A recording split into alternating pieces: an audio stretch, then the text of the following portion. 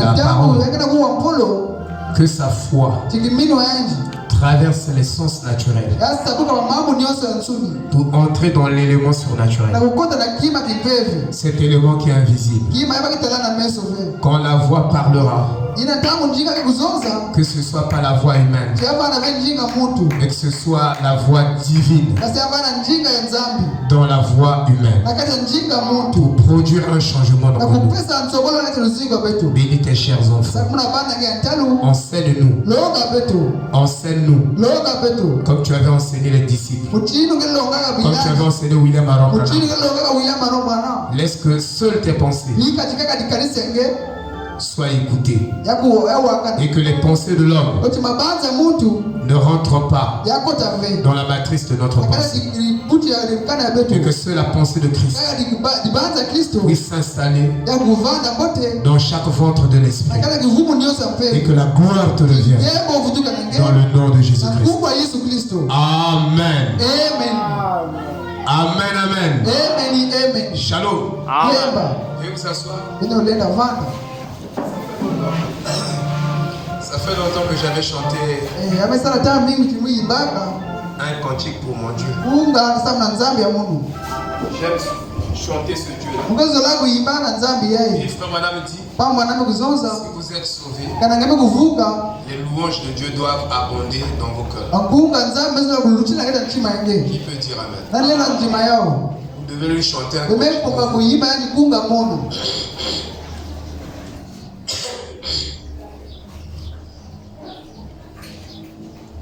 L'homme aussi, moi j'ai un cantique nouveau. Que je vais chanter à mon Dieu avant. Amen. Vous avez bien chanté. Hein? Quelle louange parfaite. Très parfaite. Alléluia. Ah, vous avez chanté vraiment comme des ça m'a fait du bien. J'étais en train de danser. Moi j'aime danser pour le Seigneur. Jésus. Amen. Je ne veux pas utiliser un an de mort. Je ne veux pas utiliser un an de mort. Ça, mon petit cantique est intitulé La marque de la bête. Je vais chanter cela pour la gloire de mon Seigneur, qui m'a aimé et qui s'est révélé à moi. Je ne veux pas utiliser un an de mort. Je ne veux pas utiliser un an de mort. Aider mon voyage sur la terre par ce nom de mort. Aider mon voyage dans les hommes. Au nom du Père, du Fils et du Saint-Esprit. Oh oui, ne veux pas utiliser un an de mort. Je ne veux pas utiliser un an de mort.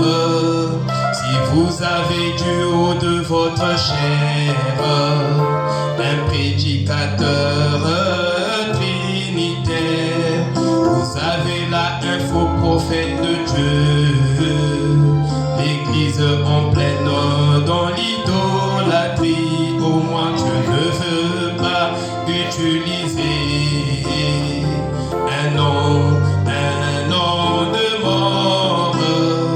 Je ne veux pas utiliser un an de mort. La marque de l'organisation utilise les dogmes, les credos et la Trinité. La dénomination vous demande de signer au nom du Père, du Fils et du Saint-Esprit. Et moi je ne veux pas utiliser un an de mort. Je ne veux pas utiliser un an de mort. L'unicité et la Trinité, tous dans un vrai cachet. La marque de la bête dans l'église, juste là du haut de nos chairs. Moi je ne veux pas utiliser un an de mort. Je ne veux pas utiliser un an de mort. Les réformateurs utilisaient un an de mort.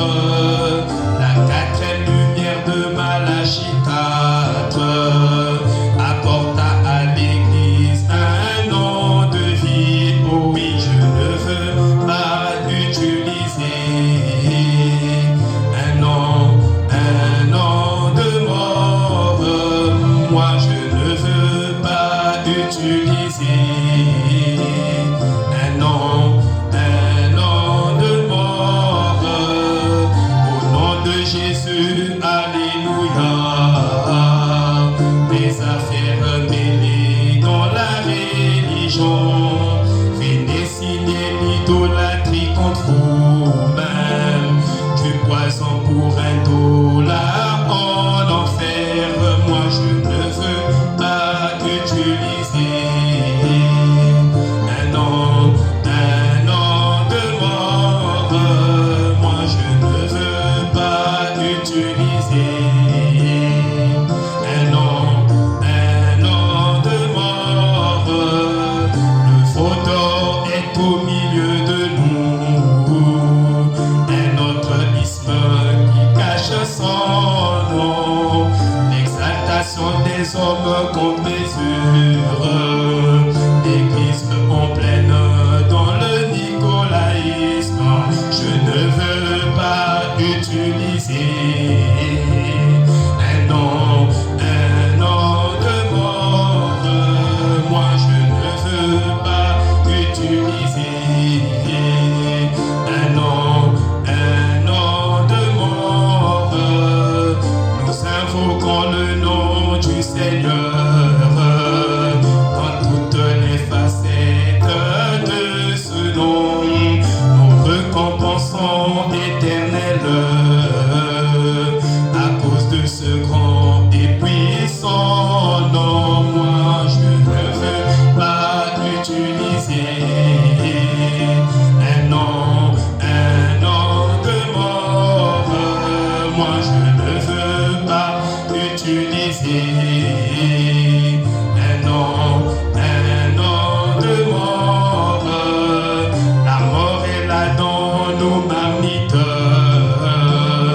le monde en plein dans les dents de Satan, rejetant sa grâce dans un prophète, la seule voie du salut pourvue par Dieu. Moi je veux pas utiliser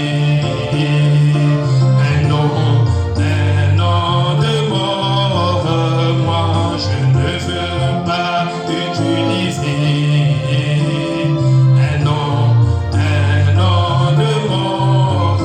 Moi je ne veux pas utiliser un an catholique. Moi je ne veux pas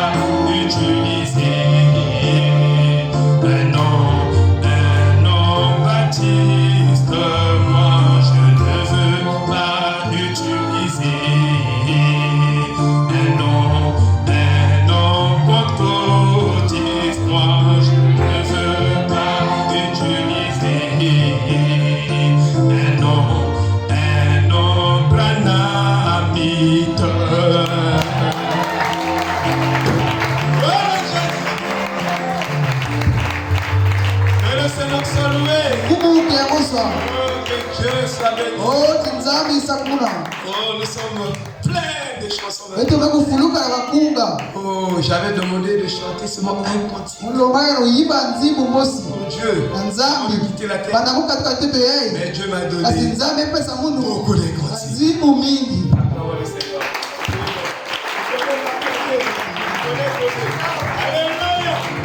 Alléluia. Oh, c'est tellement merveilleux. Frère, on peut faire un Alléluia. Vous trouverez beaucoup d'enseignements. Dieu m'a dit que tu vas enseigner dans les et c'est la grâce que Dieu m'a faite. Si vous écoutez les cantiques, franchement, ça va à plus de 8 heures des chansons que Dieu m'a donné. Mais c'est vraiment facile. Ça le restaure, ça le guérit. Je sens la puissance de Dieu et l'inspiration. Shalom. Nous allons passer par la parole. On va se mettre.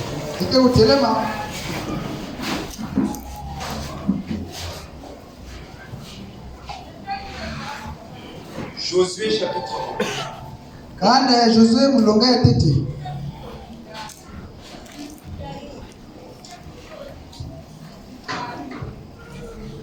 Verset Kapunana à 9. Sina hivyo.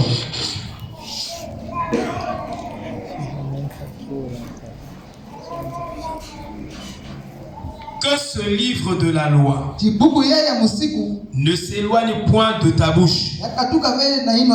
Médite-le jour et nuit pour agir fidèlement selon tout ce qui est écrit. Car c'est alors que tu auras du succès dans tes entreprises. C'est alors que tu réussiras. Shalom. Asseyez-vous.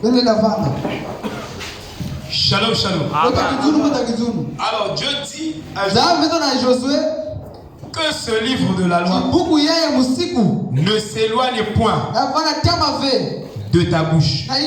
Il n'a jamais dit à Josué que ce livre de la loi ne s'éloigne pas de ton cœur. L'évangile est précis. Pourquoi Dieu insiste? Parce que Dieu voudrait que les paroles qu'il a données à Moïse soient dans la bouche de Josué. C'est pourquoi Dieu a parlé ainsi. Dieu veut que les paroles qu'il donne à son prophète, ces paroles soient dans la bouche du peuple. Et que le peuple dise les mêmes paroles qu'il a données à son prophète. Suivez très bien. C'est très capital. Pourquoi la parole de Dieu ne devait pas être dans le cœur de Jésus? Parce que dans le cœur, parfois il y a la pierre. Vous comprenez? Parfois il y a des pierres. Parfois il y a des raisonnements. Alors cela va se mêler avec la parole et ça va détruire la puissance de la parole. C'est pourquoi Dieu ne veut pas que Moïse ou Josué ait sa pensée à lui. C'est pourquoi Josué n'a pas à raisonner, à prendre la parole et commencer à réfléchir, à imaginer, à apporter des hypothèses sur la parole. Et c'est ce que nous faisons qui fait que nous n'avons pas la véritable foi. Alléluia. Donc la parole de Dieu, quand nous la recevons, nous appliquons l'imagination sur la parole. La parole de Dieu n'est pas la parole de quelqu'un, d'un homme. C'est une parole éternelle. Elle est puissante. Elle a des vertus qui font qu'elle peut entrer en scène sans votre apport, sans votre participation. Donc Dieu veut que nous prenions sa parole, nous ne raisonnons pas, nous prononçons seulement ce qu'il a dit. C'est tout. C'est tout ce que Dieu nous exige. Mais il ne veut pas que nous prenions la parole et nous commençons à émettre des hypothèses. Oui, la parole là peut s'accomplir si, par exemple, le pasteur prie pour moi. Non, la parole pour agir n'a pas besoin que forcément un pasteur prie pour toi. Tu n'as qu'à croire cette parole. Alléluia. Moi, pour être guéri, je dois aller à l'église. Les anciens doivent imposer les mains. Et je sais une partie de la parole, c'est vrai. Mais ta foi peut traverser ça. Et arriver à seul avec Dieu. Et à s'exprimer. Alléluia.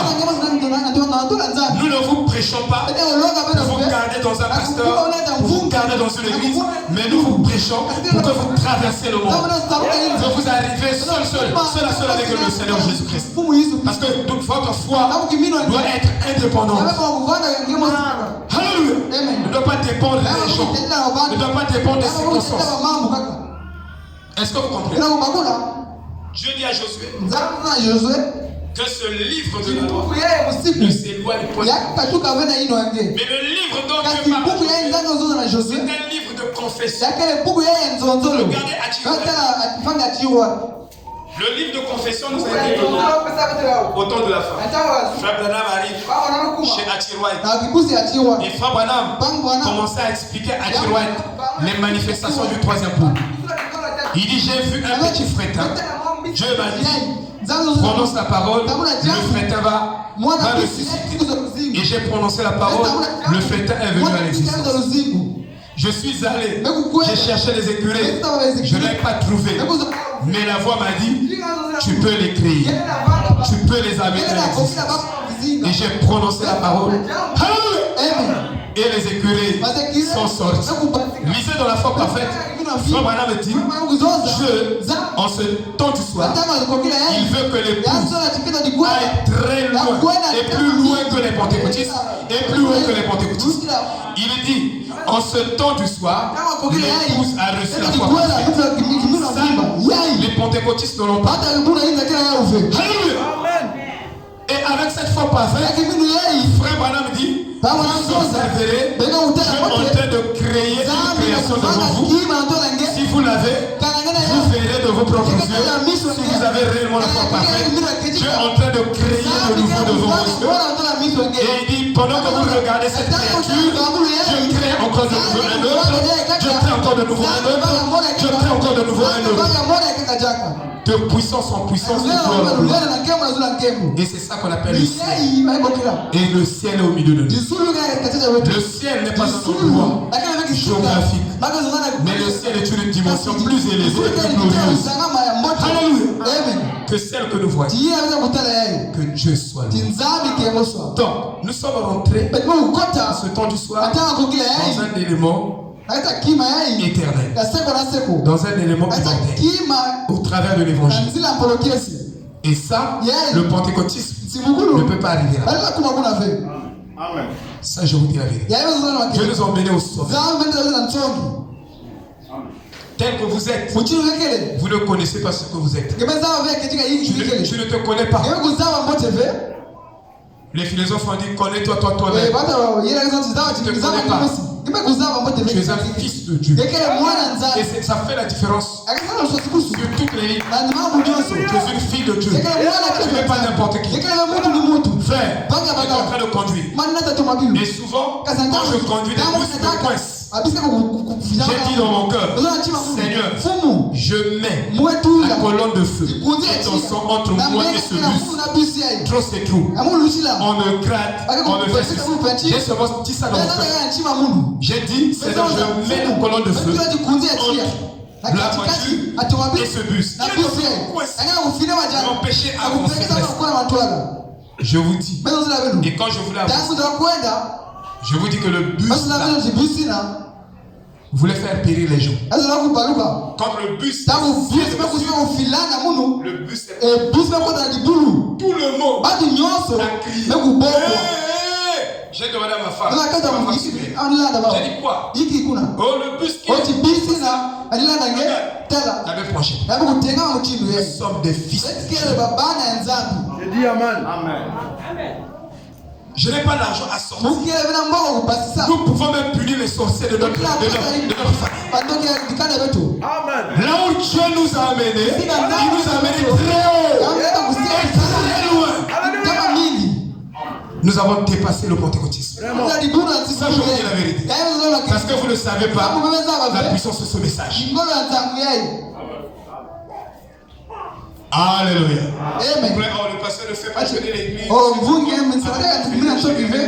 Non, je vous emmène. Alléluia. Que tu pentecôtistes. Nous avons traversé beaucoup de choses. Mais nous devons arriver au salut. Amen. Regardez. Matthieu 7 est légitime. Toutes ces écritures, vous verrez même le Hébreu 13. C'est légitime. Mais sauf que Dieu a dit ceci. Dans Marc 16, vous chasserez les démons, tout ça. C'est très vrai. Mais sauf que Dieu, pour l'épouse, il exige de traverser ça. Alléluia. Et d'arriver à la foi parfaite. Et quand vous avez la foi parfaite, alléluia, vous verrez l'immortalité. Un Dieu immortel. Dieu veut nous emmener très loin, frère, avec ce message. Il ne veut pas nous garder là, à têter seulement les péchés, mais il veut nous emmener très loin.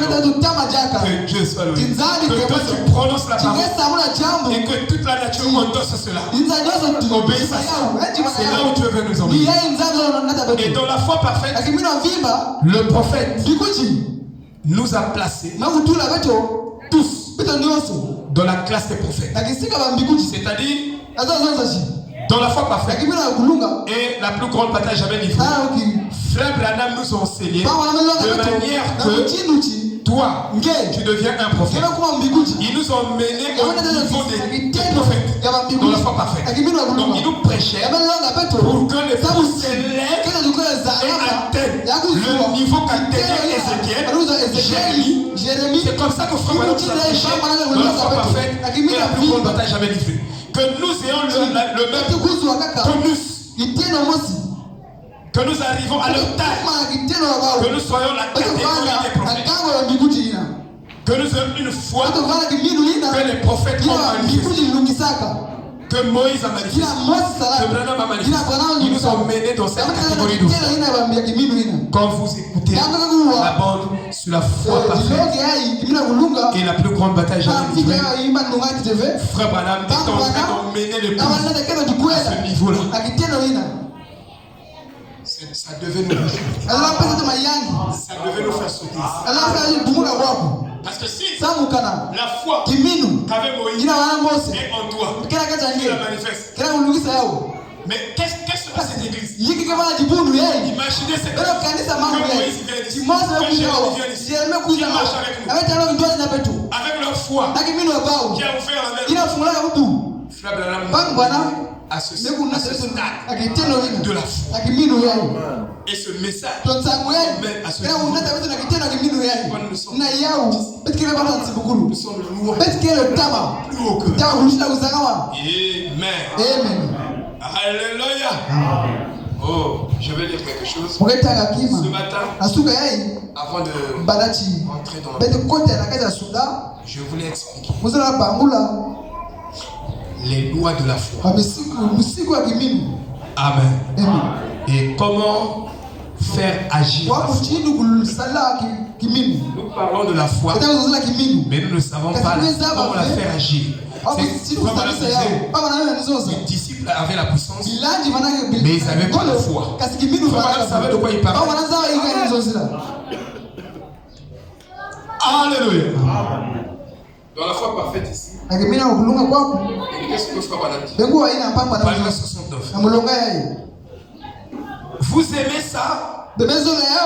J'aime lorsque vous. J'aime enseigner ce qu'est réellement la foi. C'était réel. La foi serait pas des confessions imaginaires que nous disons. Non frère, il faut avoir de l'or éprouvé. Il faut avoir un feu qui peut brûler. Pas l'image du feu.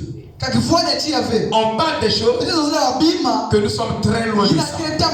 C'est comme des théories, comme des politiques. Nous sommes différents des Mahoméens. Quand nous parlons de la foi, nous avons la compréhension de Dieu. Du mot foi. Alléluia. C'est pourquoi nous pouvons pas dire. Frère Branham dit, J'aime enseigner ce qu'est réellement la foi. Ça c'est frère madame qui dit. Oh, pourriez-vous comparer un chrétien d'aujourd'hui avec ces chrétiens d'antan? Voyez combien ces disciples marchaient dans la puissance céleste. Est-ce que nous marchons dans la puissance céleste? Poussés par le Saint-Esprit. Il dit que si vous avez la foi parfaite, vous êtes devenu immobile avec Dieu. Donc tu es devenu immobile avec Dieu. Toi, pour mettre un pas pour avancer, tu dois avoir la vraie révélation de la volonté de Dieu. Amen. Mais nous avançons en tâtonnant. Parfois ce n'est pas la volonté de Dieu, mais nous y rentrons facilement. Est-ce que nous avons réellement la foi? Il dit, poussé par le Saint-Esprit, tel un prisonnier, comme nous venons d'écouter ici, à l'école de dimanche. Nous devenons, si vous avez la foi parfaite, vous êtes devenu prisonnier de la volonté parfaite. Il dit, un prisonnier de la... Il dit, comme j'ai prêché l'autre jour, un prisonnier de la parole et de la volonté de Dieu, il ne pouvait même pas bouger avant que Dieu le pousse à le faire. N'aimeriez-vous pas voir une telle église se lever? Une église où les gens sont devenus immobiles avec Dieu. Moi je veux de cette église.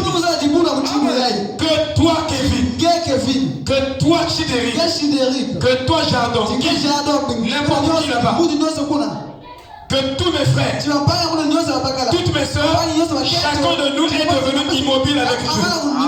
Vous ne bougez pas tant que Dieu ne vous demande pas de bouger. Vous êtes cramponnés dans la parole. Je veux voir cette église s'élever. Alléluia. Une telle église va secouer les portes de l'enfer. Frère Rock, je désire cette église. Je le veux plus que tout autre.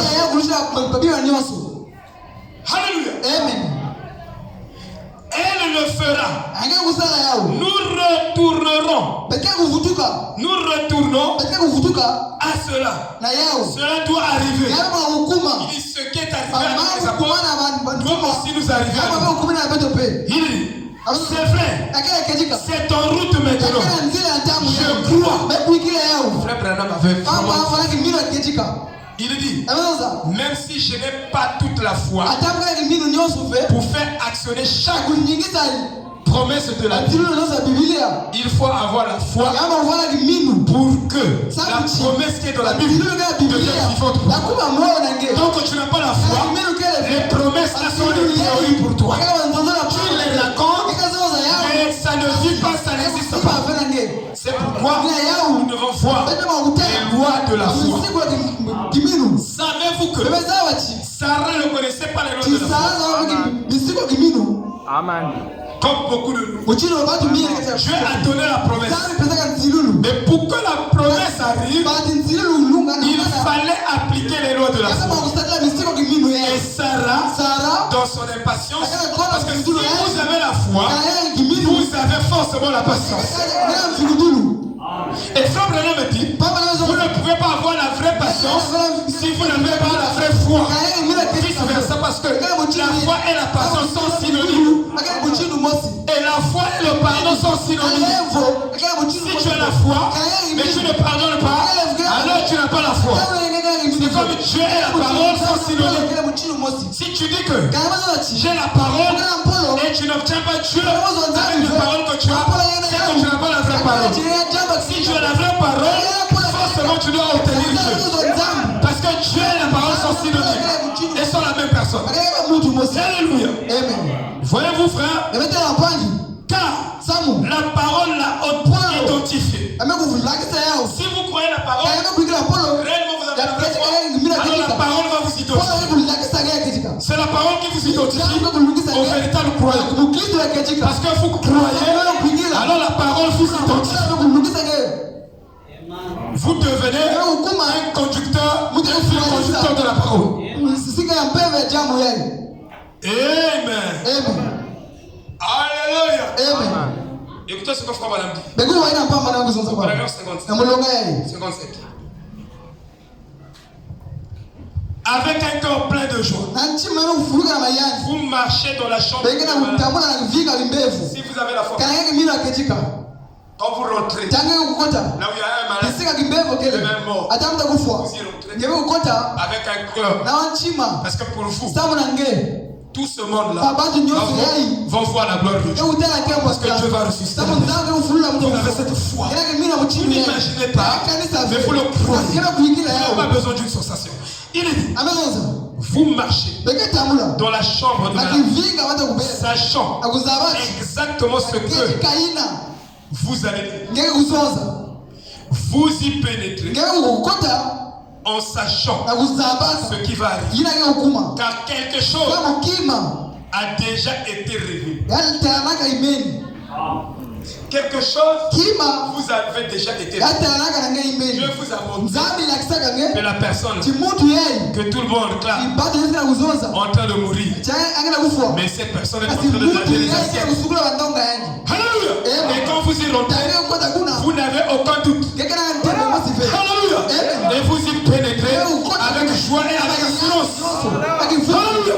Oh, il dit, vous y pénétrez en sachant ce qui va arriver. Quelque chose a été déjà révélé. Et vous le savez. Alors vous entrez et dites, au nom de Jésus-Christ, lève-toi de là. Ainsi dit le Seigneur. Vous y êtes. C'est la foi parfaite.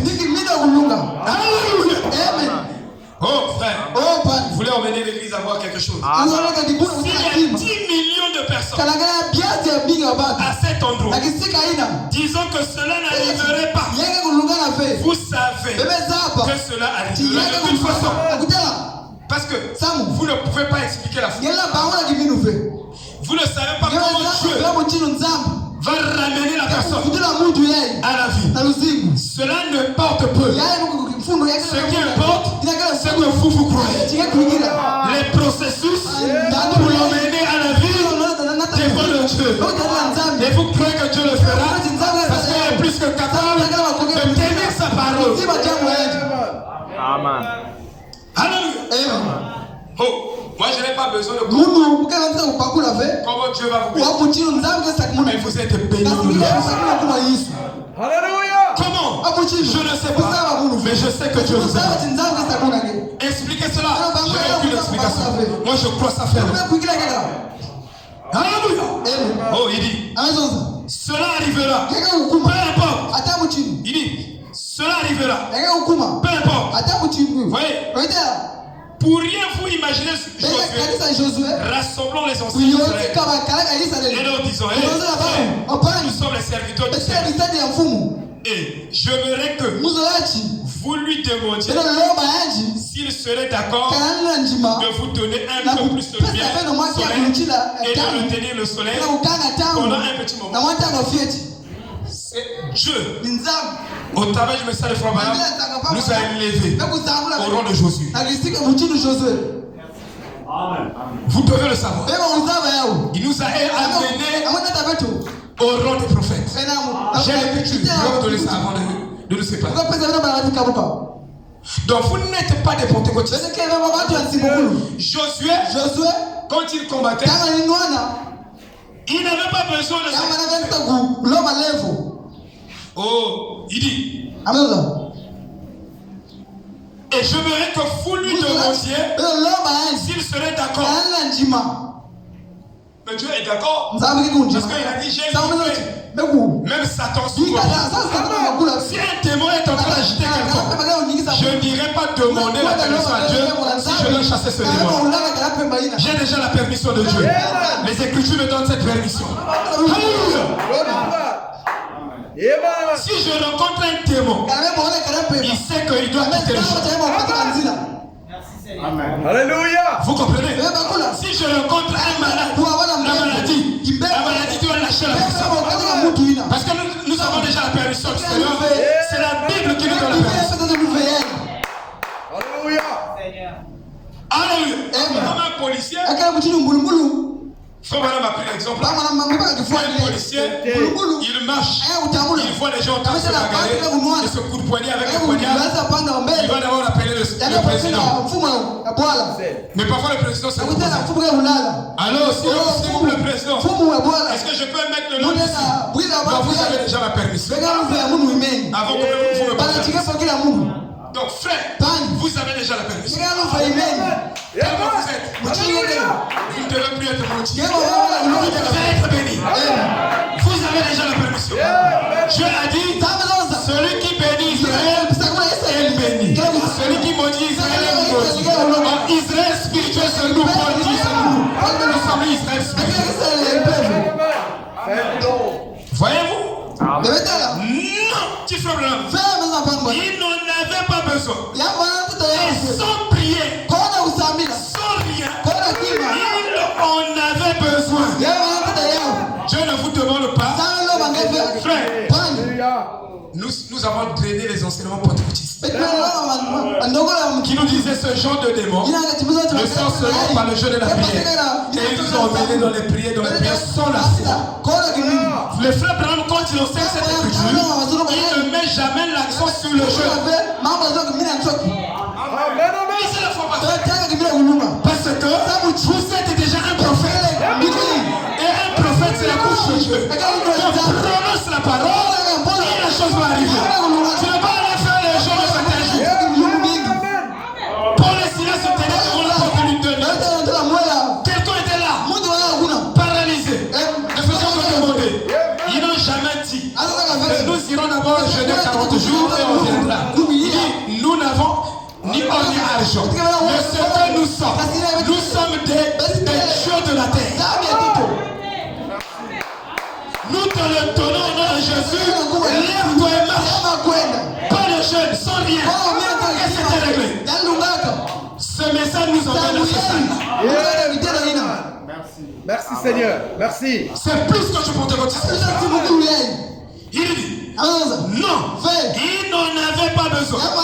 Et sans prière, sans rien, ils en avaient besoin. Et il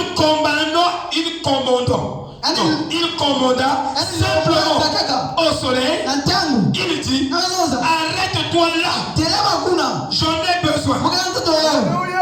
Frère, mais vous pouvez dire. Bon, pendant que nous sommes en train de que cette lumière recevra là. La panne électrique peut gagner tout point noir.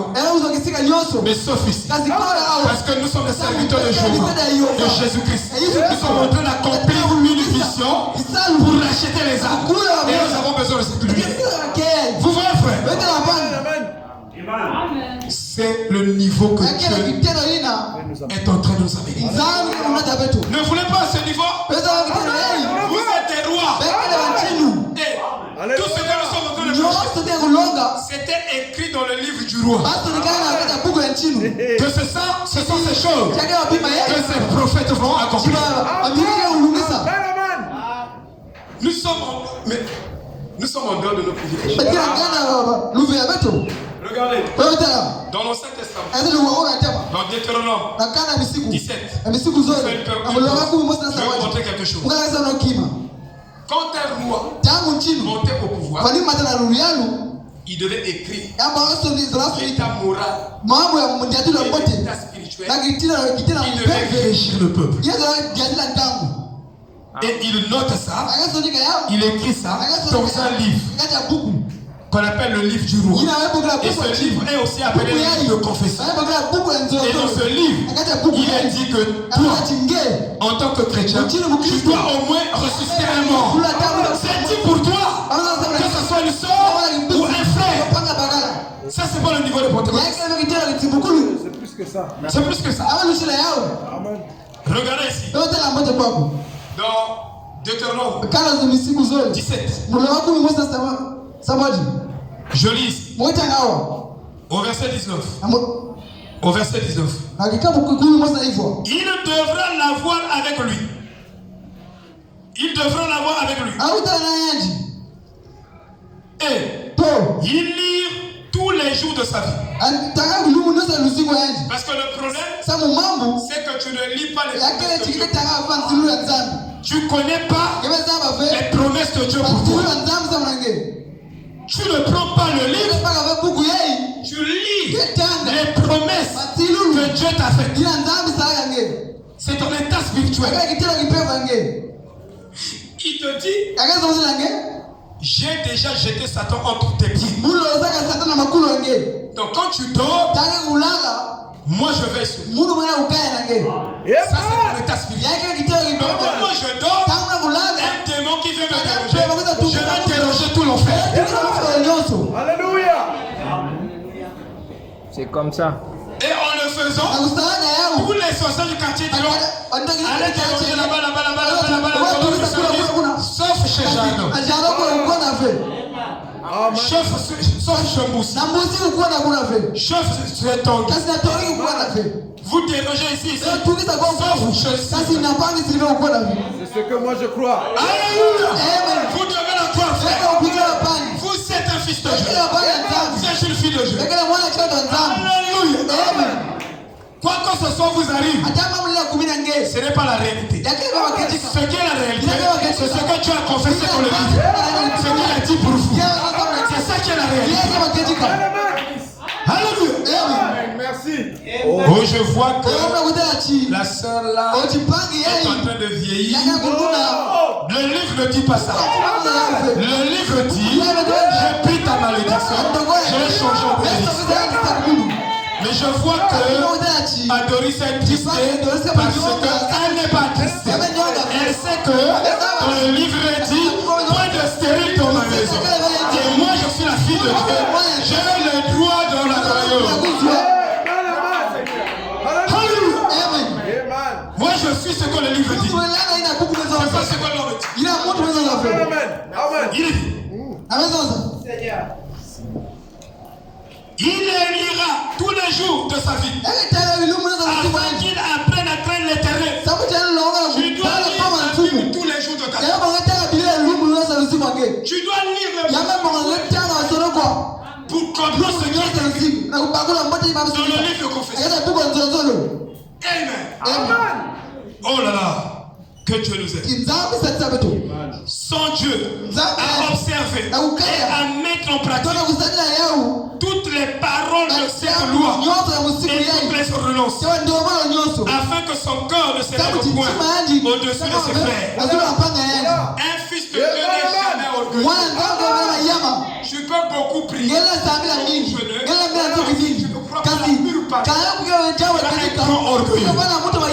je voudrais écraser les gens.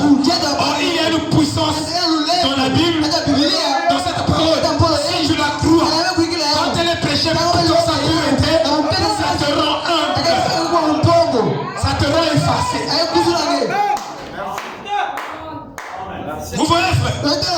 Oh, que Dieu nous aide. Oh, Seigneur. Il dit, afin que son corps ne se lève pas au-dessus de ses et qu'il ne se détourne pas de ses commandements, ni à gauche ni à droite, afin qu'il prolonge ses jours dans son royaume, lui et ses enfants au milieu d'Israël. Quand tu fais cette parole, quand tu fais la parole, Dieu te donnera la longévité. Face à Billy Paul, qui a vécu 89 ans. Il a ne fatigué même la vie.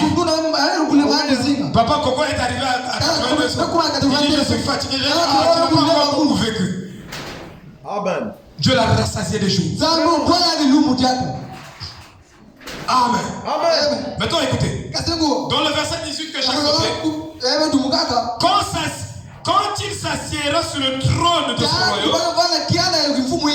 un roi, ça c'est le livre du roi. Quand il s'assiera sur le trône de son royaume, il écrira pour lui dans un livre une copie de cette loi qu'il prendra auprès des sacrificateurs les Lévites. Donc les lois qui devaient régir les nations ou les royaumes ou les pays devaient être édité par la comblé.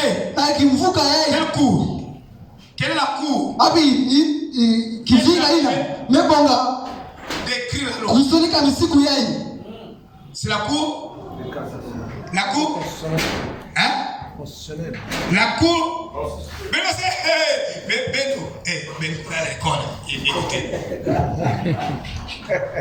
Quelle est la cour dans une nation qui érige les lois? Hein? Voilà. Hein? Qui dit? Qui parle? Mais parle! Qui conçoit les lois de la nation? Voilà. Hein? Mettons lesquels qui appliquent. Est-ce que le peuple, c'est le peuple qui applique? Donc ici, les sacrificateurs et les lévites, c'est à eux d'aller faire le président, faire le roi, lui donner des lois qui devaient régir. Vous comprenez? Vous devez bien comprendre la parole. C'est ça qu'on appelle la théocratie. C'est ça qu'on appelle la théocratie. Donc le règne des rois avec Dieu, avec les prophètes à côté d'eux. Est-ce que vous comprenez? Et c'est ce royaume qui va exister dans le millénaire. Amen. Amen. C'est très important. Et ces lois sont destinées au peuple. Et leur rôle, c'est de lire ces lois au peuple. Et ils doivent les étudier tous les jours. Pour que cela soit devenu une fille. Si tu n'étudies pas la parole tous les jours, ça ne deviendra pas une fille pour toi. Amen. Donc chacun de nous est censé lire sa Bible, lire les brochures tous les jours de sa vie. Est-ce que vous comprenez? Amen. Je reviens encore ici. Amen. Est-ce que vous êtes là? Est-ce que vous me comprenez? Vous êtes perdu? Paragraphe 51. Maintenant, nous voyons qu'on commence. Les disciples n'avaient pas cette foi. Ils ne l'avaient pas. Parce qu'ils avaient eu Christ. Et qu'ils marchaient avec lui. Ce n'est pas le fait de marcher avec Branham, d'aller à la chasse avec Branham et de prêcher avec Branham qui te donne le droit d'avoir la foi parfaite. Amen. Qui peut dire amen? Amen. Parce que les gens pensent qu'ils sont plus privilégiés que tout le monde. Parce qu'ils ont dormi avec le roi, ils ont marché avec le roi. Non, vous ne l'avez pas connu par révélation. Vous devez le connaître, pas physiquement.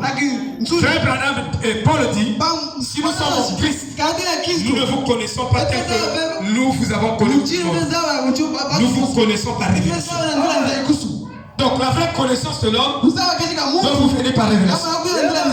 Si vous pensez que vous me connaissez, parce que on a dormi ensemble, on a mangé ensemble, vous ne me connaissez pas. Qui peut dire amen? C'est ça la vérité. Il ne l'avait pas. Ensuite, il eurent Christ. Il eurent Christ en eux. Donc vous devez avoir la parole. Vous lisez. Vous expliquez. Mais en vous, ce n'est pas le fait de vous parler ou chanter qui vous donne la foi. Vous devez l'avoir par révélation et par grâce. Amen. Il faut que Dieu fasse cette grâce. Il dit. Il eut Christ en eux. Par conséquent, vous voyez qu'il est difficile d'avoir cette foi parfaite sans le Saint-Esprit. Amen. C'est pourquoi demandez le Saint-Esprit. Seigneur, donne-moi le Saint-Esprit. Amen. Il doit la susciter. Vous avez le Saint-Esprit. Il dit, Il le fait. Maintenant, vous dites, les disciples n'avaient pas la foi parfaite. Non, car ils avaient là un enfant épileptique. Et ils essayaient de chasser ce démon hors de lui. Mais ils ne purent le faire. Voyez. Et Jésus leur a dit, à cause de votre manque de foi et de votre incrédulité, à cause de votre incrédulité, et savez-vous que c'est ton incrédulité qui t'empêche d'avoir la foi parfaite. Ce n'est pas ton jeûne. Tu peux jeûner, mais tu n'as pas la foi. Amen. Amen. Si vous lisez bien le commentaire de Frère Branham, il n'a pas parlé même du jeûne. En rapport avec la foi parfaite. Il ne parle pas du jeûne en rapport avec la foi parfaite. Non. Tout le sermon de Frère Branham, le jeûne vient après. Vous dites, parce que vous ne jeûnez plus. Moi, je jeûne. Mais ce n'est pas une publicité. Amen. Voilà. Oh non, nous avons le prière. Nous sommes concentrés. Tu n'as pas la foi. Tu dois avoir la foi.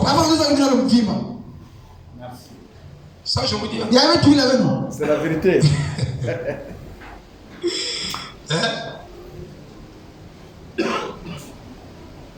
Frère, madame dit ceci.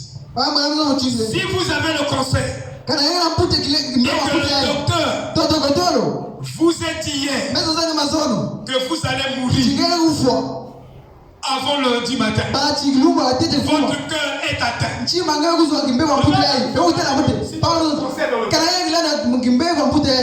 le médecin demain, ton cœur va s'arrêter. Il dit, si vous avez la foi parfaite, vous mettrez la science de l'homme autour. Il nous a menés dans ce niveau-là. Si vous avez la foi parfaite, vous allez prendre la science de l'homme et le mettre dans vos souffles et marcher avec vous. Alléluia.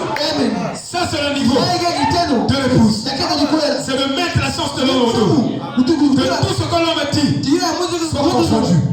Mais seul ce que Dieu a dit reste la vérité. Amen, amen, amen. Quel genre de personne devait être après avoir reçu ce message? Il dit, votre cœur est atteint. Vous ne pouvez plus respirer. Respirer même avec difficulté. Mais si vous avez la foi parfaite, vous serez encore debout. Après demain, vous serez encore debout. Après demain, vous serez encore debout. Après demain, vous serez encore debout. Et vous marchez. Il dit, votre cœur, vous ne pouvez plus respirer. Le cancer vous a rongé complètement. Votre circulation sanguine s'est entièrement transformée en cancer. Quel que soit votre état, et que quelque chose vienne avec la substance de cette foi, que la foi parfaite devienne une substance en vous, vous ririez au nez de le sénateur. Vous seriez comme le vieux Élie lorsqu'il marchait devant l'idole et disait, pourquoi n'appelez-vous pas un peu plus fort? Peut-être qu'il est occupé. Il savait ce qu'il allait faire. Car Dieu lui avait dit ce qui allait arriver. Il dit que le Dieu qui répondra par le feu soit Dieu. Il dit, nous acceptons cette proposition. Et ils versèrent de l'eau sur les autels. Et il se fit des incisions et fit tout le reste. Et ils appelaient, oh bah, oh bah, réponds-nous. Élie était aussi calme que possible. Il dit, appelez un peu plus fort. Il est peut-être occupé. Il est peut-être à la pêche. Il fait peut-être quelque chose que vous voyez. Il est parti quelque part. Il se moqua d'eux parce qu'il savait ce qui devait arriver. Parce qu'il savait qu'il avait la foi parfaite. sur tout le monde. Oh, adorez-moi, les gars, tu rirais sur le nez de celui-là. Tu mon cœur. Alléluia. Merci. Amen, amen. C'est l'incrédulité. Oui. Et chacun de nous doit lutter chaque seconde éperdument, terriblement, contre le doute à la parole. Je vous expliquerai l'autre fois. Tu dois être sûr que tu dors. Tu crois que tu es gay. Que tu marches. Tu crois que tu es gay. Que tu manges. Quelle que soit l'activité que tu fais, que tu ne fais pas, tu as cette foi en permanence. Cette attitude est une attitude absolue et permanente en toi. Croyant la promesse, ne doutant aucun de la promesse. Amen. Donc tu dois douter des amis. Tu dois être sûr que même tes propres pensées sont mortes. Que toute la réalité que ta chair te présente sur ton corps n'existe pas. Tu as un autre tableau. Tu crois ce qui est dit dans le livre de confession. Oh, merci Seigneur. Mais chacun de nous ne fait pas attention à son incrédulité. Tu confesses aujourd'hui et reçus tes paroles. Après la confession, suis tes réactions. Après la prière. Comment frère? Vraiment, on attend le boulot. On n'a pas la foi. Alléluia. Parce que Frère Branham me dit, quand vous avez la foi, vous avez créé le boulot dans votre esprit. Donc quand tu marches, vous l'avez créé. Même si ça n'existait pas, vous l'avez créé. Et vous marchez avec le travail. Quelqu'un te dit, il fait quelque chose. Tu dis, tout va bien. Alléluia. Et mon langage a changé. Mais si je commence à supposer, non mais vraiment j'attends. Vraiment quand la fonction publique va embaucher, tu n'as pas de foi. Merci.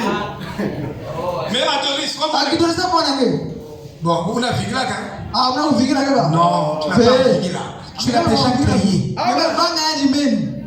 Merci. Tel que tu es assis là-bas, ta foi crée quelque chose. C'est ça la vraie foi. La foi parfaite peut créer quelque chose qui est existant pendant que tu es assis.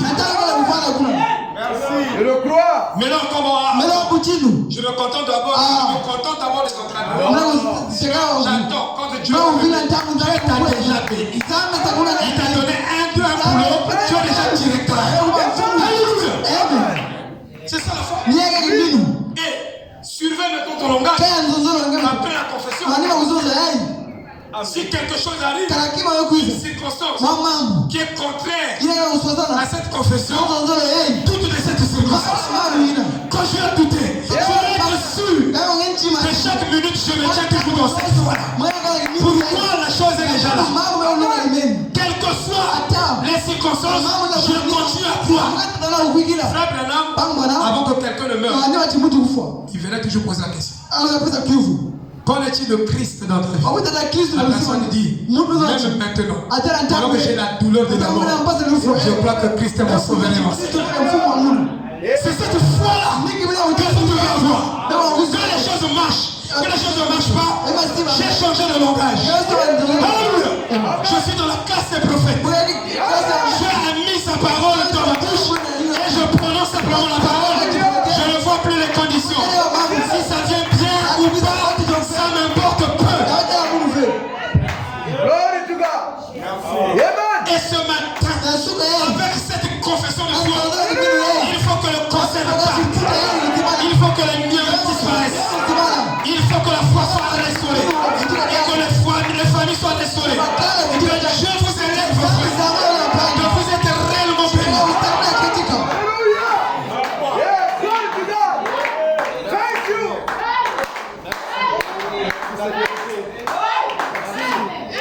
Merci Jésus, merci.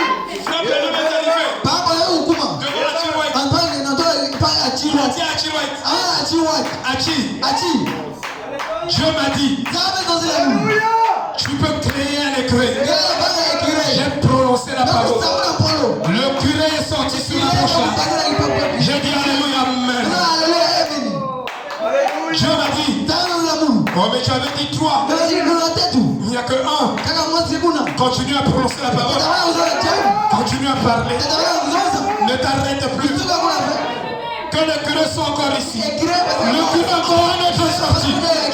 Oh mais tu avais dit 3. Continue à prononcer la parole. Tu avais dit le travail. Tu avais dit le voyage. Et tu avais dit le mariage. Tu avais dit la guérison. Tu avais dit les enfants. Continue à prononcer la parole. L'épouse sur ton champ pour prononcer la parole. C'est ça la vérité, frère. Quand notre curé soit là. Oh Dieu. Bonté. Bonté divine. Alléluia. A écouté la parole de ce prophète. A écouté la parole de ce prophète. Elle n'a pas raisonné. Elle n'a pas discuté. Elle n'a pas imaginé. Elle n'a pas mis les hypothèses. Elle a dit frère, je dis amen à ça.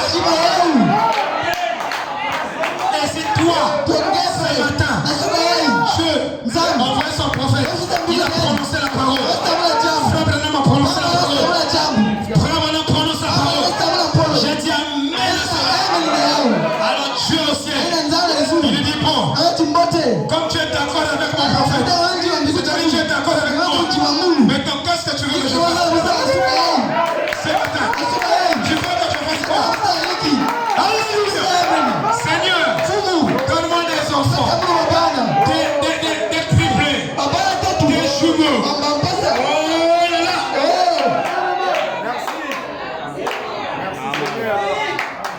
Que ce livre de la loi ne s'éloigne point de ta bouche.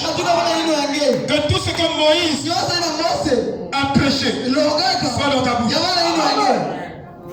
Vous voyez? C'est ça l'exigence. C'est ça le livre de confession.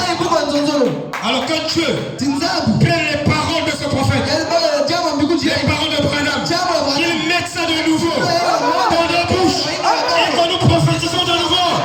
Alléluia. C'est ça l'écriture. Amen. C'est ça le livre de la loi. Que les paroles de Branham soient dans ta bouche. Amen. Oh, que Dieu est tellement joli. Je vais commencer à terminer. Frère Branham dit ceci. Suivez. C'est très intéressant, frère. Je vais gérer 3. Paragraphe 10. Il dit maintenant, demain à 14h. Quelqu'un dit 14h. Il dit à 14h.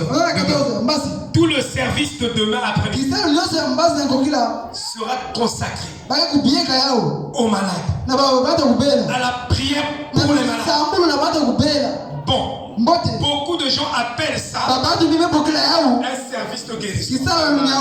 Non, monsieur. Eh bien, nous n'aimons pas. Nous aimons appeler ça comme ça. Amen. Encore, toutes les publicités. Et pourquoi l'évangélisation? Service de guérison miracle. Service de guérison miracle. Notre prophète met ses paroles dans nos bouches. Nous n'appelons pas ça comme ça. C'est pas un service de guérison. Non. C'est le service de la foi. Donc quand nous venons ici ce matin, nous sommes venus à un service de la foi. De telle sorte que nous allons croire chaque minute de la parole avec toute l'énergie possible. Quand nous croyons, il y aura des impacts ici, frère. Notre problème c'est de croire. Il dit, en effet, appelons ça un service de foi.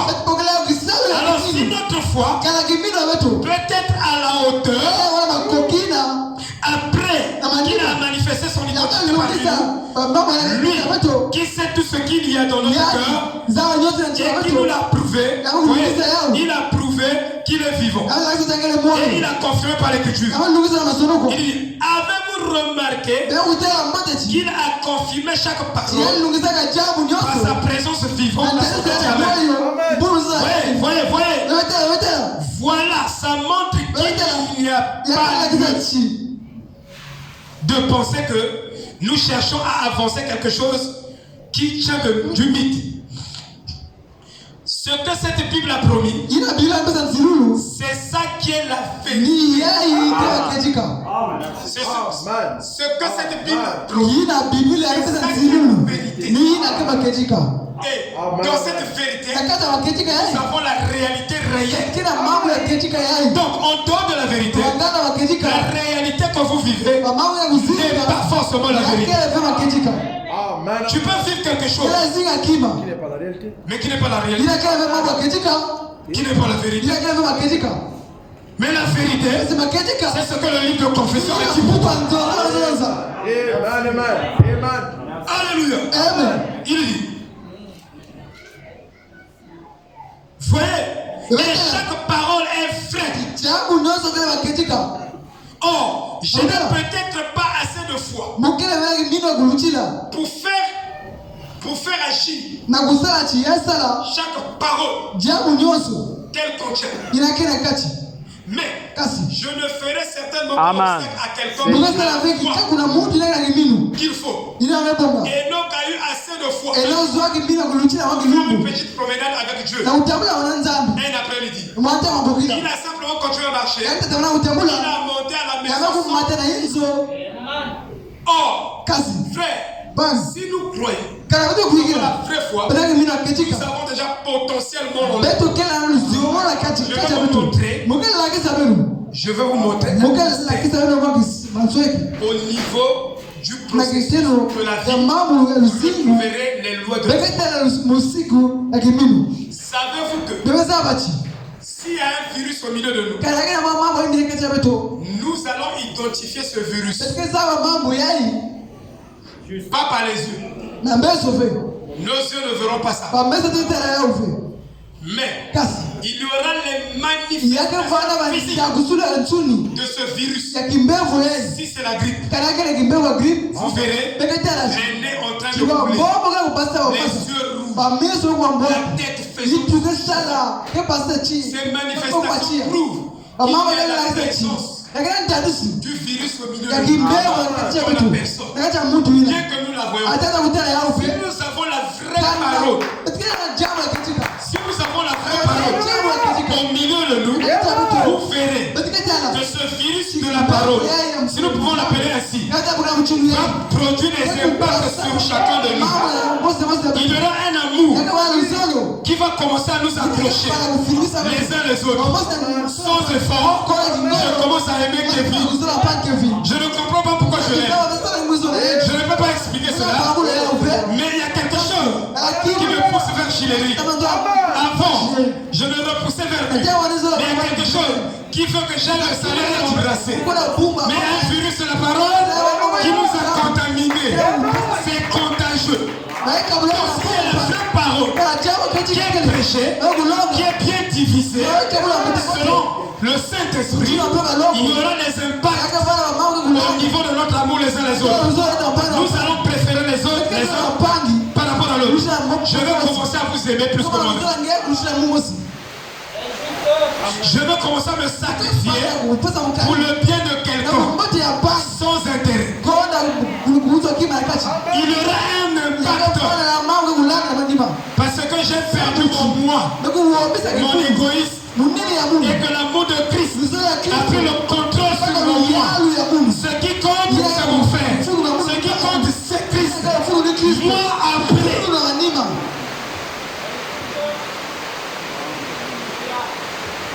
Amen.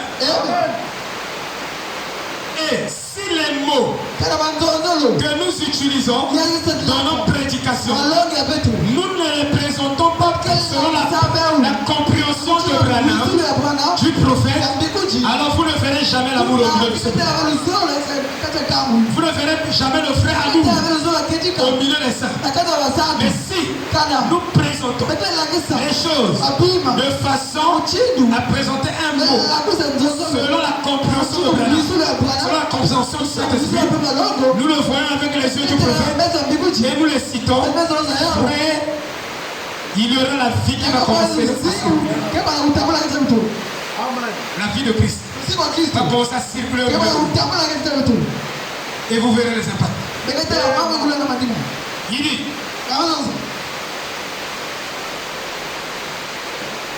donc, nous avons confiance en ce Dieu. Nous avons confiance que Dieu nous donnera une grande foi et que demain, il ne restera plus une seule personne faible dans ce bâtiment. Après que les gens seront venus pour compris pour eux. Voilà ce qu'on appelle croire. Et alors, si nous le croyons, et ça, je l'ai vu tant de fois. Il m'est déjà arrivé de voir 25 000. Si nous avons réellement la foi, même ce matin, même 10 miracles, je peux produire ça. Et nous le verrons. Si nous avons réellement la foi. Comme tout un campus, des sourds-muets sont venus vers Franck Branham, sont sortis. 50 sourds-muets. Quand ils sont arrivés devant Franck Branham n'a même pas prié pour eux. Quand vous avez la foi, c'est-à-dire que Dieu est le consommateur, et le finalisateur, et l'utilisateur de votre foi. Il va prendre votre foi, il va commencer à opérer les miracles sans que vous lui demandez la permission. Parce que lui, il consomme. Il est le consommateur de la foi. Il est l'utilisateur de la foi. Donc si j'ai la foi, parfois je n'ai pas besoin de prier. J'arrive seulement là, les gens me regardent. Ils sont guéris. C'est comme Pierre avait la foi. Et les gens se plaçaient seulement sous son dôme. Et ils étaient guéris. Sans que Pierre ne prenne sa parole. C'est à ce niveau que ce message est en train de s'amener. Amen. Hallelujah.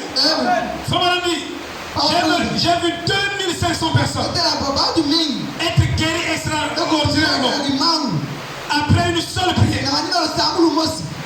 Ta seule prière va sauver chaque membre de ta famille. Ta seule prière va sauver tout ton quartier. Ta seule prière, si tu as la foi, va sauver toute l'église. Le problème, c'est que nous n'avons pas.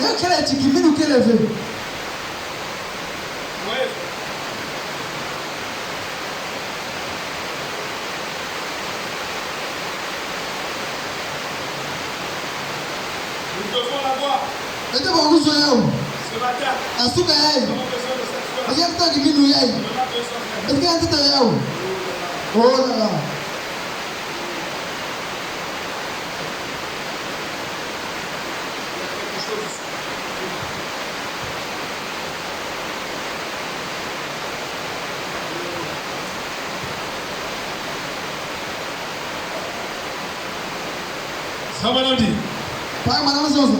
Après avoir vu le Seigneur manifester son identité devant nous cette semaine, alors nous reconnaissons sans l'ombre d'un doute que c'est lui qui est ici.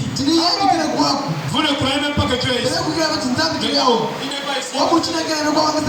Des miracles. Les gens ne croient pas la parole. Pour eux, vous savez que Dieu est ici. Mais on n'a pas besoin d'une cloche. Nous savons que Dieu est là où sa parole est prêchée. En esprit, en vérité. C'est ça la vérité, frère. Oh là là. Sans l'ombre d'un doute. Le même Saint-Esprit, le même Jésus qui a pu me dire ce qui n'allait pas chez les gens où ils avaient été, qui ils étaient, ils étaient venus, ce qui allait leur arriver, et vous savez que ça n'a jamais fait. Pas une seule fois. Et ça ne faillira jamais. Ça ne faillira jamais. Ce même Saint-Esprit m'a dit de faire ceci. C'est vrai, je le fais sous la conduite du Saint-Esprit. Mais ton frère, finis par quelque chose.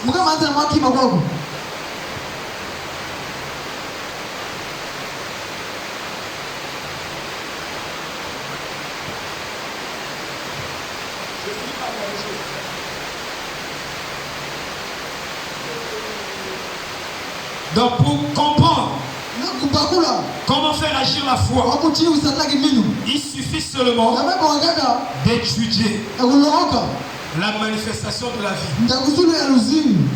Donc il est très important de comprendre le processus de la vie en action. Frère Branham dit que si vous avez la foi, vous avez potentiellement tout ce que vous voulez.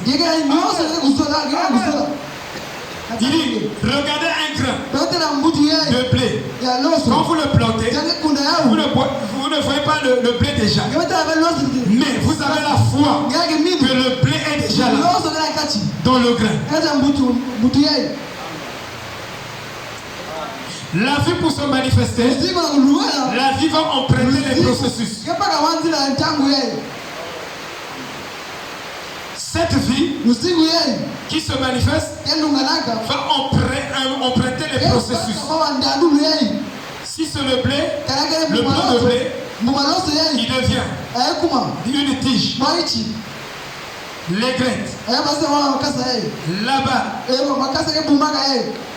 Et le blé sort de là. C'est le processus de la vie. Et quand vous avez la foi, vous savez déjà le blé. C'est-à-dire le blé doit repartir au blé. Si vous avez la foi dans le travail, vous avez déjà potentiellement le travail. Vous l'avez déjà créé dans votre esprit. Dans l'invisible, vous l'avez déjà. Maintenant, il deviendra visible. Votre travail deviendra visible par le processus de votre foi. C'est-à-dire la même foi qui a créé le travail doit continuer à croire jusqu'à ce que le travail devienne visible. Donc, votre foi crée déjà votre guérison. Si vous avez la foi, là où vous êtes, il y aura une manifestation physique de votre foi. Mais cette manifestation vous vient par processus. Et quand ça traite dans les étapes, c'est là où vous perdez la foi.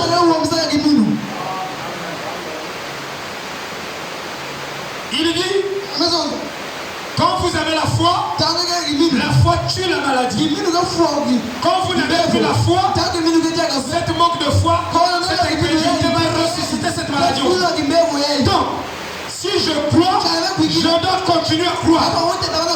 Parce que si je doute, la malédiction qui était partie revient encore. Et donc c'est vous qui ressuscitez la malédiction dans votre vie.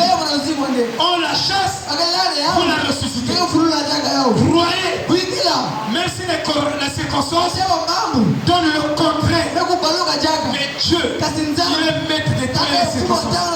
Il va effacer les circonstances. Amen. Mais c'est pourquoi Frère Branham disait, Dieu ne vient ni trop tôt ni trop tard. Il parlait de votre foi et de ma foi. Un homme a dit à Frère Branham, j'aime Dieu parce que quand j'ai un problème difficile, même si sur toute la ligne je ne le vois pas, mais je le verrai à la fin. Avant que cette histoire ne finisse, je verrai mon Dieu. Vous comprenez? Donc, si vous comprenez les mécanismes de la vie, comment la vie manifeste son essence, sa nature, il suffit de suivre dans la nature le processus de la sémence. Je vais dire ceci. Il est très important de comprendre le processus de la vie en action. La manifestation finale ou véritable de chaque vie.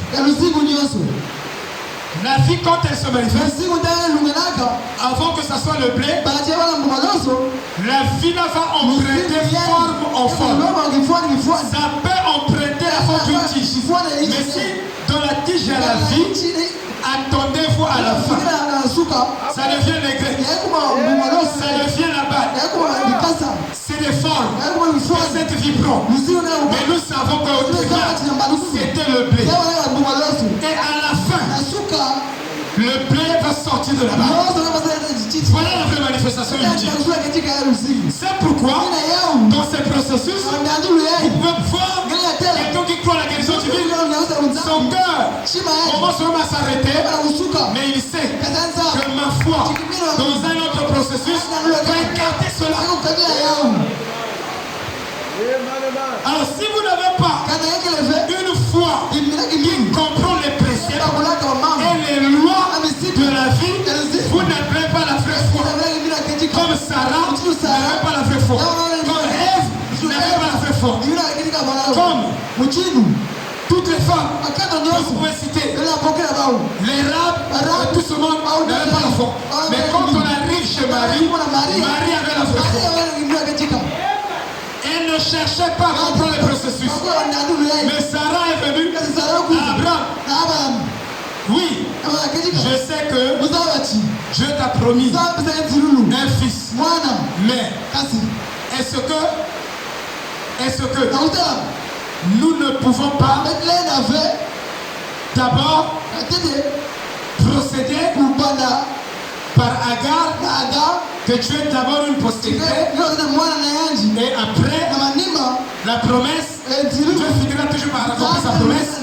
Est-ce que non? Vous voyez, ce n'était pas la vraie foi.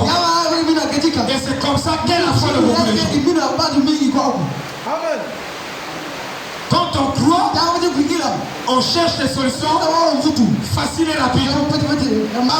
Non. On doit croire jusqu'à ce que Dieu vienne accomplir.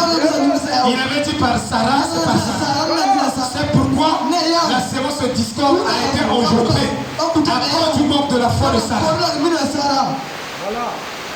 Savez-vous que Caïn s'est proclamé être de la généalogie des fils d'Adam? Savez-vous que Ésaü s'est proclamé être de la généalogie des fils d'Adam? Mais Abraham connaissait les lois de la foi. Il savait que quand vous croyez, vous devez mourir à vos pensées, vous devez mourir à vos raisonnements, vous devez mourir à vos doutes. Si tu crois une promesse et tu veux la manifester, je prête ma main sous serment sur cette Bible. Tout ce que tu crois dans cette Bible, si tu la crois réellement, véritablement, tu dois mourir à toi-même, à tes propres raisonnements. Et si tu crois Dieu, sans douter, mais après les circonstances, les conditions, Dieu le fera obligatoirement. Sinon, vous êtes créé ce monde, faux pasteur. Et vous allez me travailler pour la vie. Donc le problème, c'est que les gens n'ont pas la vraie foi. Si tu crois, tu dois être un ninja. Alléluia. Tu ne dois pas bouger de là. Si tu bouges de là, donc tu n'as pas la vraie foi. Tu ne dois pas faiblir.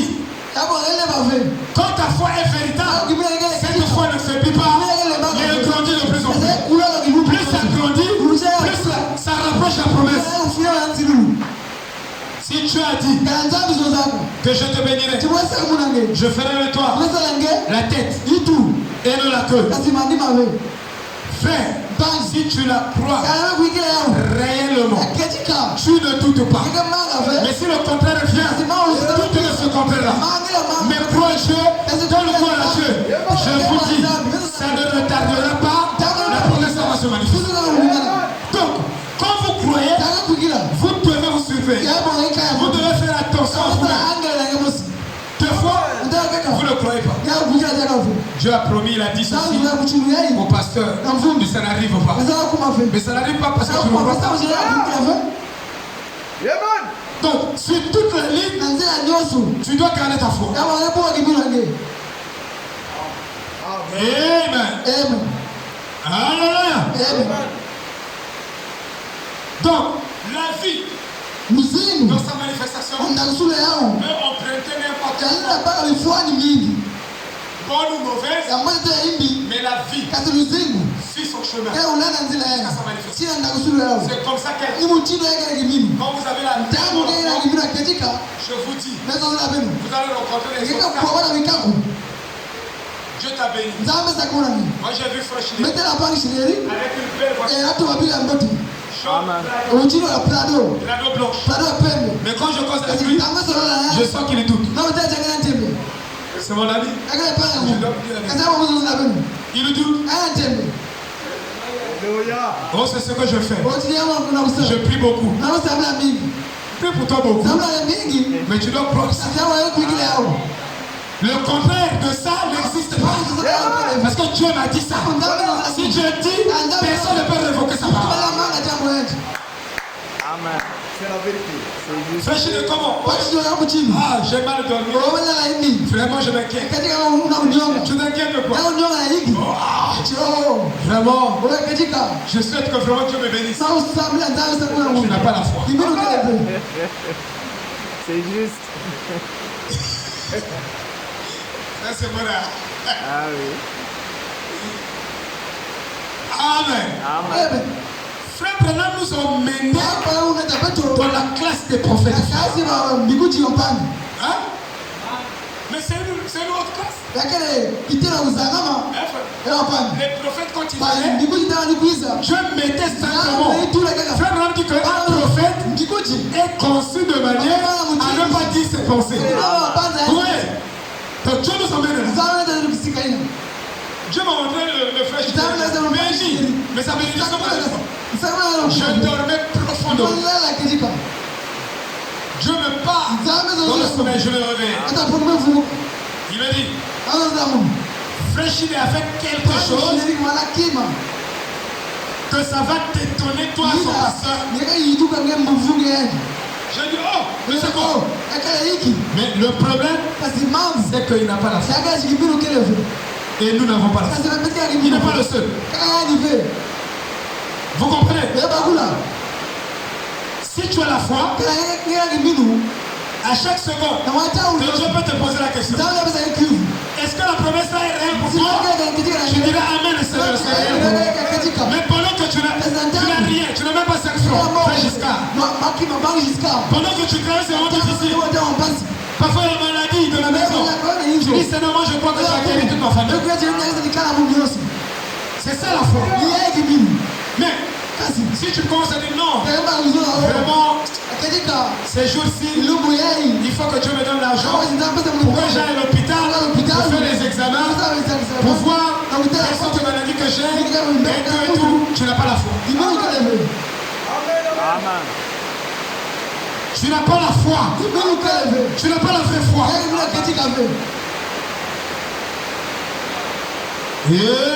Amen. Je termine par l'histoire. Quelque chose à l'histoire d'Isaac. Je vais vous montrer quelque chose.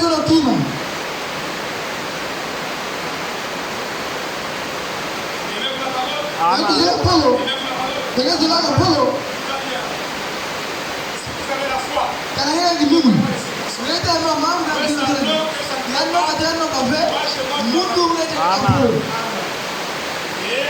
Amen. Je lis ça, l'histoire.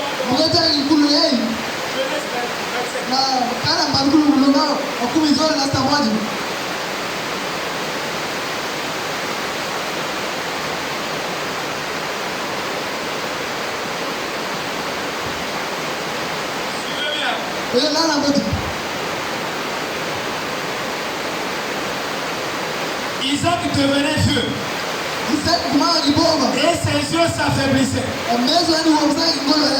C'était affaibli. Au point qu'il ne voyait plus. Alors il appela Esaü, son fils aîné, et lui dit, mon fils. Il lui répondit, me voici. Isaac dit, voici donc, je suis vieux. Je ne connais pas le jour de ma mort.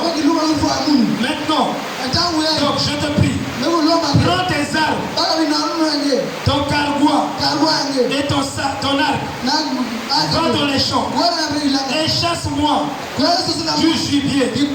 Fais-moi un mets comme j'aime. Et apporte-le-moi à manger, afin que mon âme te bénisse avant que je meure. Écoutez, Rebecca écouta ce qu'Isaac disait à Ésaü, son fils. Et Ésaü s'en alla dans les champs pour chasser du gibier et pour le rapporter. Puis Rebecca dit à Jacob, son fils, voici, j'ai entendu ton père qui parlait ainsi à Ésaü, ton frère. Apporte-moi du gibier que je mangerai et je te bénirai devant l'Éternel avant ma mort. Avant la mort d'un patriarche, d'un père, vous avez besoin qu'il libère les sorts sur vous. C'est très important. Ces paroles ne mourront jamais. Ça va vous suivre. Là où vous êtes, il y a des paroles de Dieu qui vous suivent et qui influencent votre vie. Des paroles, Même si papa est mauvais, même si maman est mauvaise, cherche à recevoir sa grâce. Alléluia. C'est très important. Il dit, maintenant, mon fils, écoute ma voix à l'égard de ce que je te commande. Va me prendre au troupeau 2 bons chevreaux. J'en ferai pour ton père un mâle comme il aime. Et tu le porteras à manger. Tu porteras à manger à ton père, afin qu'il te bénisse avant sa mort. Jacob répondit à sa mère, voici, Ésaü, mon frère, est venu. Et je n'ai point de poli, de bois. Peut-être mon père me touchera et je passerai à ses yeux pour un menteur. Et je ferai venir sur moi la malédiction et non la bénédiction. Qu'est-ce que Jacob a fait? Il a raisonné. Et tous ceux qui raisonnent utilisent les cinq sens naturels de la chair, qui sont contraires à la foi. Mais il devait agir par la foi. Si vous lisez l'histoire, Ésaü, quand Jacob s'approche, la voix est celle d'Ésaü. La voix est celle de Jacob. Mais quand il touche, comme il a porté un manteau, les fourrures, je touche. Vous voyez? Il dit, mais les fourrures, les poils là c'est pour Ésaü. Mais la voix là c'est pour Jacob. Donc Isaac s'est retrouvé devant une confrontation. Avant la bénédiction de Jacob, il s'est retrouvé en confrontation avec ses propres cinq sens de la chair et sa foi. Amen. Et devant une maladie, vous êtes en confrontation.